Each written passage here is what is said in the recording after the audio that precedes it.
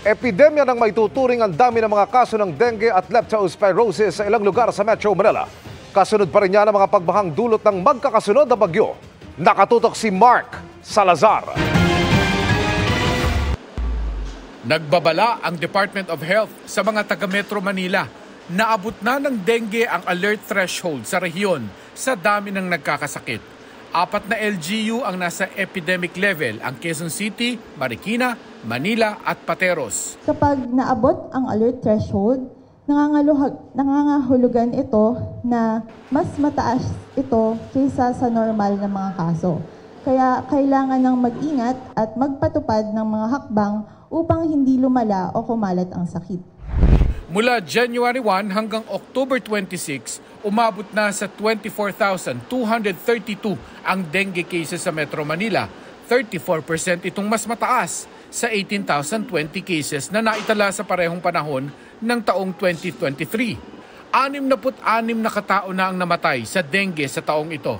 Karamihan sa tinamaan ng dengue ay mga batang lalaki, edad 5 hanggang 9. Bagamat Quezon City ang nagtala ng pinakamaraming kaso ng dengue na 6,208, ang bayan ng Pateros ang nagpakita ng highest attack rate ng virus. Ang attack rate ay ang porsyento ng mga tao sa isang grupo o lugar na nagkasakit sa loob ng isang tiyak na panahon.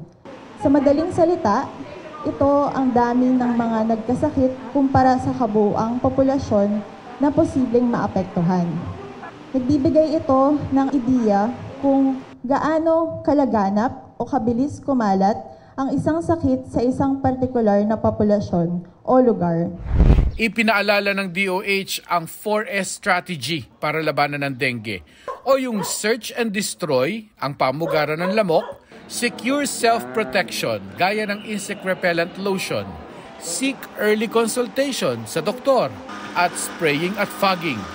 Isa pang idinulot ng pagbabaha ang paglobo rin ng kaso ng leptospirosis sa Metro Manila. 5 LGU na sa Kamaynilaan ang nasa epidemic level sa leptospirosis. Ang Caloocan, Quezon City, Navotas, Pasay at Taguig. Mula Enero hanggang Oktubre, nakapagtala na ng 2,734 leptospirosis cases. 90% itong mas malaki kumpara nung isang taon. 260 na ang namamatay, kaya halos 8% ang naging fatality rate ng sakit. Kung bata ang mas nadadali ng dengue, 55 to 59 years old naman ang sa leptospirosis. Ang dengue at lepto ay nagbibigay diin sa pangangailangan para sa intensified public health interventions para mapigilan ang pagtaas ng bilang ng kaso, mabawasan ang pagkamatay, at pababain ang transmission sa community. Para sa GMA Integrated News, Mark Salazar, nakatutok 24 oras.